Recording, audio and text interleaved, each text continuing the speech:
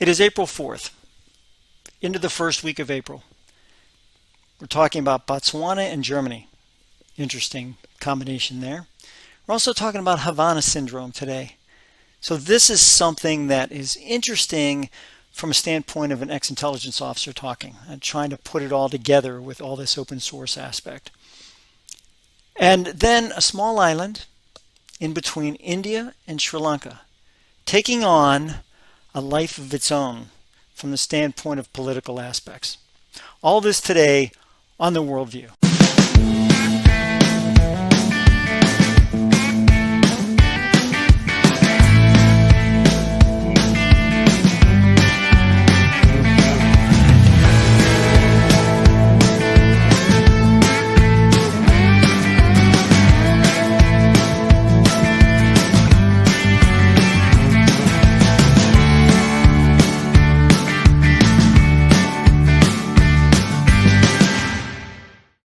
Three, two, one.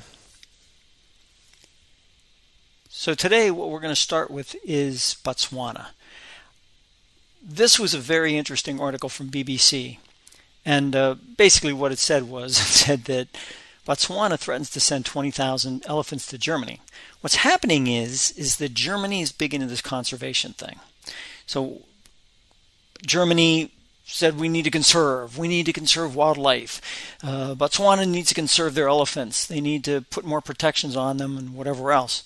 This is what happens when one country knows nothing, zero, about the other country and attempts to inflict on them cultural particulars that they think are correct.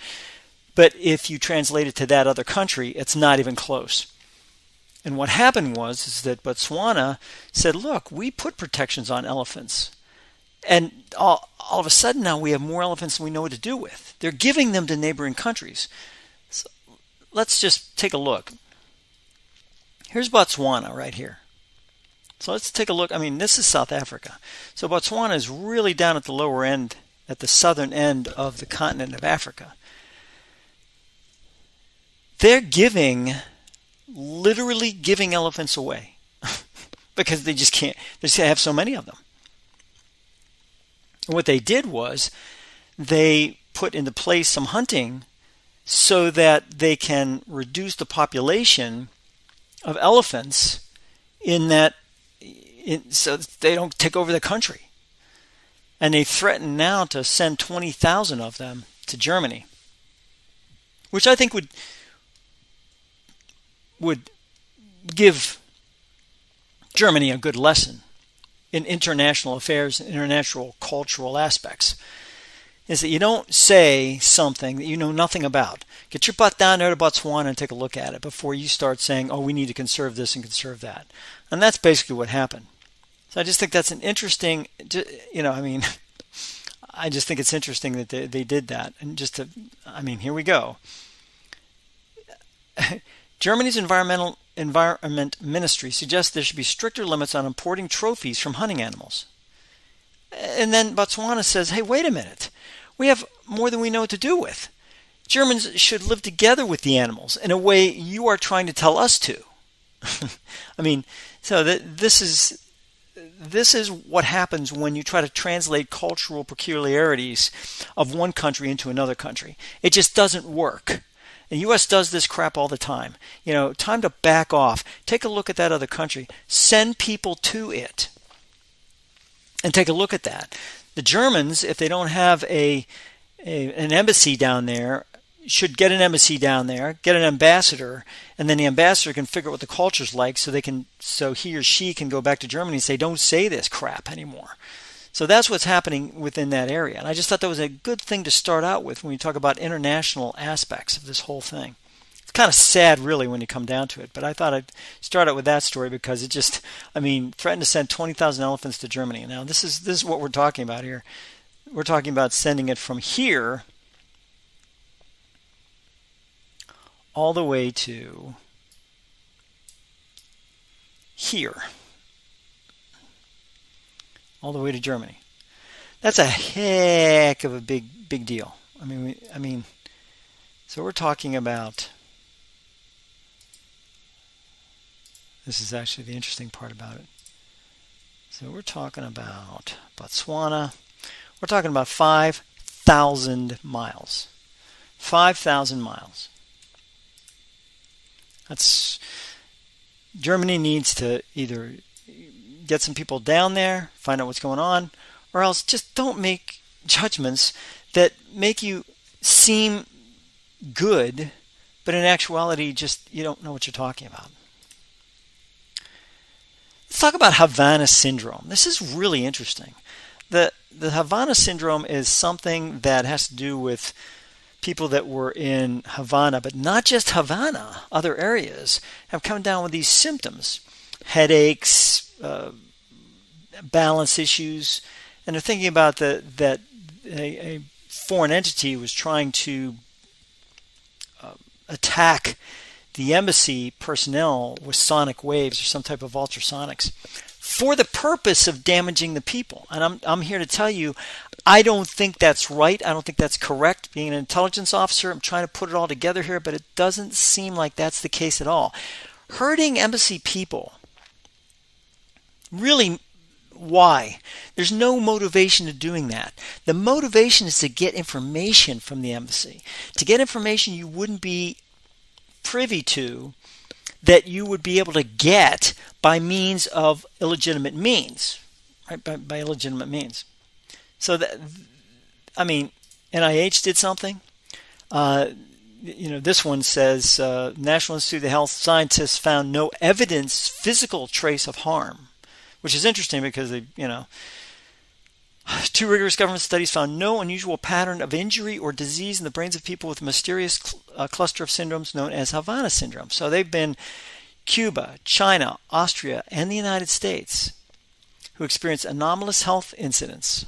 So this is, in fact, Journal of American Medical Association also helped out with this too. And they're talking about attacks. The U.S. government suggests symptoms were the result of attacks by other nations, perhaps using weapon-directed electromagnetic energy in individuals. And I don't think that that's correct.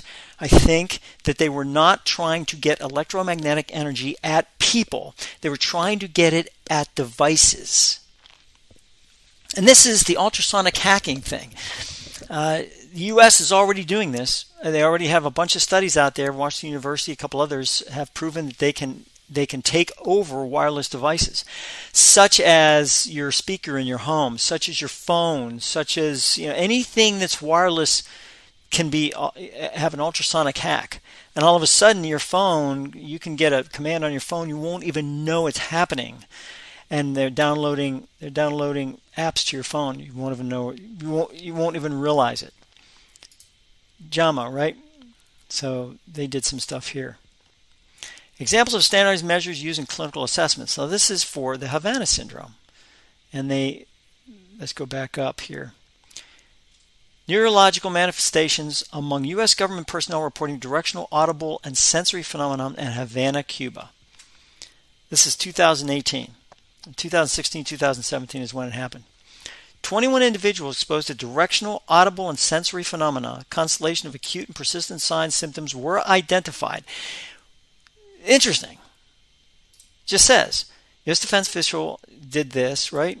And then it says here, NIH scientists found no physical trace of harm. 2024. Wait a minute. This was just done 2018, and they're saying that they had all kind of issues. Results: 25 suspected exposure, 21 completed multidisciplinary evaluation, an average of 203 days after exposure. Persistent symptoms were reported by these individuals, including cognitive, balance, visual, and auditory dysfunction, sleep impairment, and headaches. Objective findings including cognitive, vestibular, and oculomotor abnormalities. Moderate to severe sensory neural hearing loss was identified in 3 individuals. Pharmacological interventions was required for persistent sleep dysfunction. So this is what we're talking about. Persistent cognitive, vestibular, and oculomotor dysfunction, as well as sleep impairment and headaches, were observed among U.S. government personnel in Havana, Cuba, associated with reports of directional, audible, and/or sensory phenomenon of unclear origin. These individuals appeared to have sustained injury to widespread brain networks without an associated history of head trauma. I mean, this is just where it gets crazy. 2018 this was done. So 6 years later, it's like, oh, there's no persistent cognitive issues or anything else that they have to do with that. But regardless of whatever happens, let's talk about this for a second. So I went into Wired, how to block the ultrasonic signals you didn't know were tracking you. These are silent signals. They're so high frequency you can't hear them. Communicate with apps on your phone and track you. So that's one thing. Then you have another area here. Researchers discover ultrasonic waves can be used to hack modern phones. Siri listens more than just human voice. This is Washington University. This is 2020, so 4 years ago. Again, they're talking about ultrasonic waves. Series of pieces of equipment sending inaudible waves which can still be picked up by most phone assistants to a phone on the same table and activating various functions on the phone.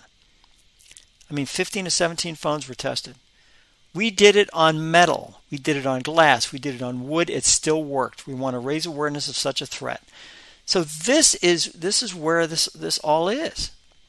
And it's interesting because it says Zhang and his fellow researchers created a number of scenarios. And I'm sitting back going, that's interesting, right? Presented their findings. So let's just take a look at their findings. And see what they have here. So surfing attack, interactive hidden attack on voice assistants. Look at this. Michigan State University, Chinese Academy of Sciences. This was 2020. I'm just saying, Chinese Academy of Sciences, working with Michigan State University,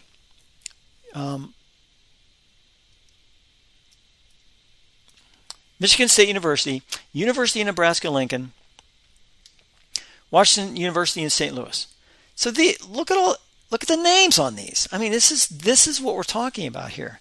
So I'm not trying to point out there's Chinese names. They work for the Chinese government. But hey, look, this is certainly China. This is certainly China here. This is a Chinese URL here. I'm just saying that the Chinese have the ability to make this happen. And they were doing it as of 2020.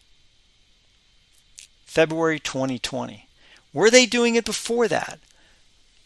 Your guess is as good as mine, but I'm going to tell you, 2016, 2017, if I were the Chinese, I'd be testing it at someplace like Havana, who is friendly to the Chinese and friendly to Russia. And, Russia and China are basically, right, what is it? Friends. So they're friends. This is what's going to happen. So I think that is very telling, very telling. Ultrasonic waves offer a new way for criminals to hijack your phone. 2020, this is, I think they go day, month, year, I think. So this is China Daily Global. So this is actually a Chinese.com.cn. It's a Chinese Daily. Ultrasonic waves offer a new way for criminals to hijack your phone. Even the Chinese are putting this stuff out. Washington researchers. It's funny, they talk about all the different researchers, but they don't talk about the fact that the Chinese Science Academy was part of that, because it doesn't mention it anywhere here.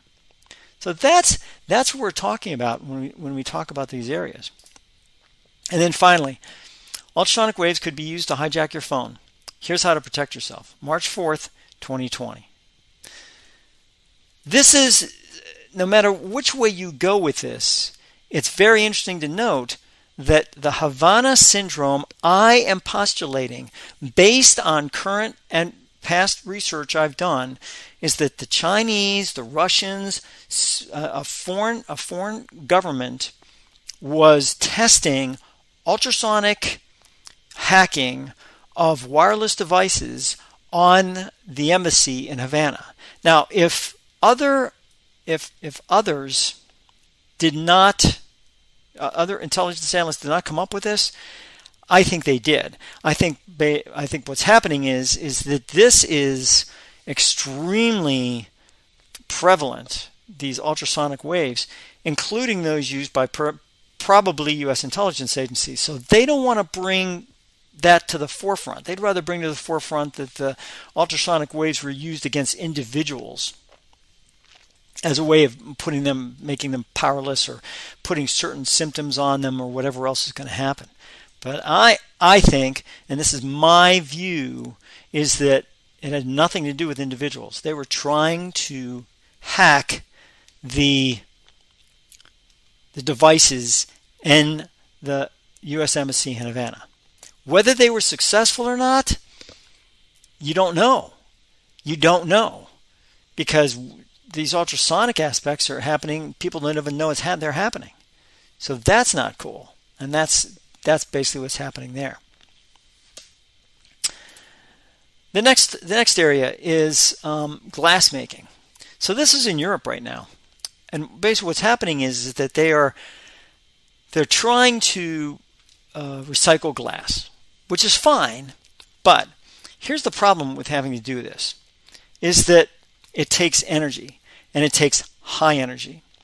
And this is what I wanted to show you, is that, they're saying glass is 100% and infinitely recyclable. So you can recycle a whiskey bottle into another bottle forever, basically. Most glass making involves burning natural gas to heat the raw materials in a furnace to 1500 degrees centigrade. 1500 degrees centigrade. Now we're just going to go to a conversion thing here. Convert centigrade to Fahrenheit. So I don't know if I spelled that right. I guess I'll find that. Yeah. Nope, I didn't. Okay. Convert. Here we go. So conversion chart from, here we go, temperature calculator.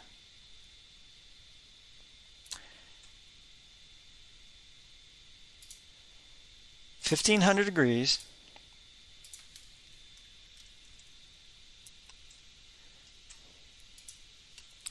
Let's see what it is.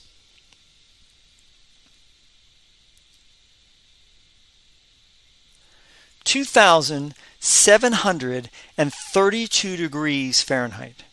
2,732 degrees Fahrenheit. So that's what you have to make. That's what you have to do. Burning gas and heating raw materials both produce CO2. But they're saying the furnace uses about 191,000 kilowatt hours of energy per day. It's enough to supply the average UK household with energy for 12 years. Per day, 12 years. Small furnace.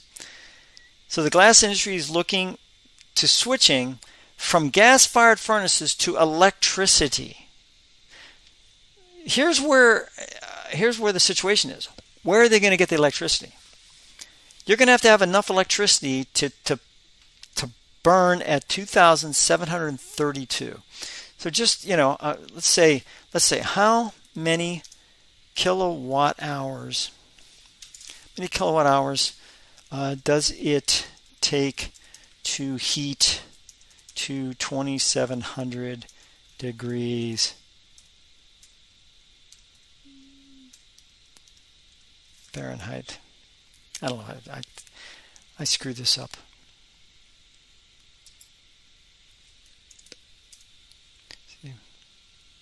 Watts the heat calculator. Watts the heat, kilowatts the heat, a volume of water. So let's just try it. Let's just try this and see if we can get it. You can find just about anything which you have here. It just gives you the whole thing. Never mind. I don't want to have to figure it out on the air. Watts the heat calculator. Let's see what it's got here. Change the temperature, Fahrenheit, mass, pounds. Let's just call it, let's just call it pounds. That's fine. Custom watts, whatever. Okay. So that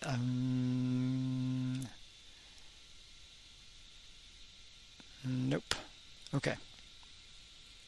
All right, we're not going to worry about this. I wanted a calculator. Come on. Water heating, heater size, calculator. Water heating calculator. Maybe okay, mass of water. Let's just say I don't know, 8 ounces of water. Initial temperature.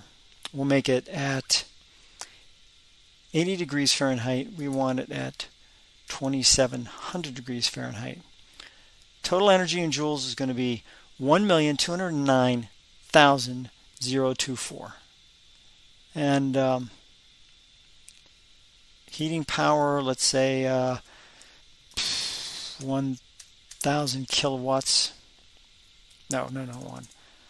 Yeah, say 1 million kilowatts. 1 million kilowatts efficiency is going to be high. 1.73 seconds to do that. But you have 1 million kilowatts. That's 1,000 kilowatts.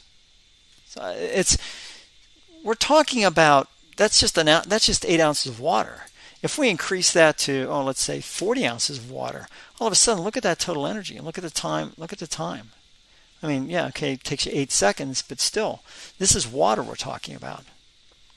It's just something that is really scary from the standpoint of being able to do that and make sure that you can get this glass to do what you need to do. And that is where this carbon footprint is going to be an interesting debate. One last area. Kachativo, tiny Sri Lankan island, sparks political row in India. A strip of land spanning just about 0.7 square miles is located in the Palk Strait. A stretch of ocean divides India and Sri Lanka. The island has no source of drinking water. The only structure on it is a church. There it is. Since 1921, rulers in both India and Sri Lanka, British colonies at the time, have staked claim to fishing rights in the water around Kachativu. So this is interesting. India's Prime Minister Modi accused the country's opposition Congress Party of callously giving away the island to Sri Lanka. So here's India, who's trying to make this all work, and he's having a problem with that. And I think let's just take a look at this real quick and see where this is. See if I can find it here. Small island between one and the other here. There's Deft Island. Here's the Palk Strait. I'm trying to find the island here. Kachativu. Looks like I don't see Kachativu. It must be a really, really small island. Man, because it's right in this area right in here. So it must be a really small island. Nope, I don't see it, folks. So let me see if I can look it up. Kachativu. Here we go.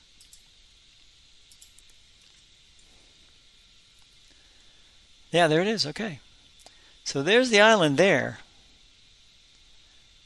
Right between India and Sri Lanka. So that's it right there.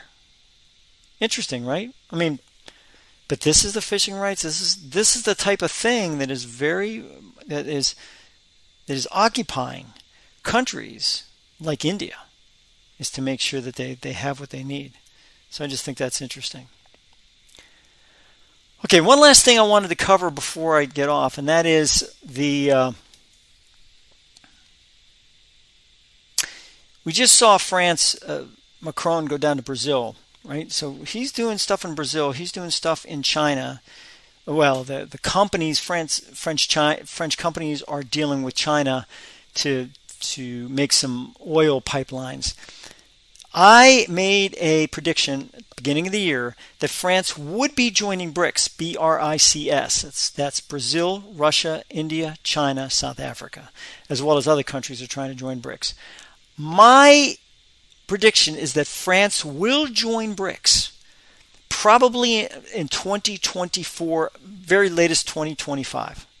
They are trying to figure out both sides. They're trying to figure out both sides and work from that issue.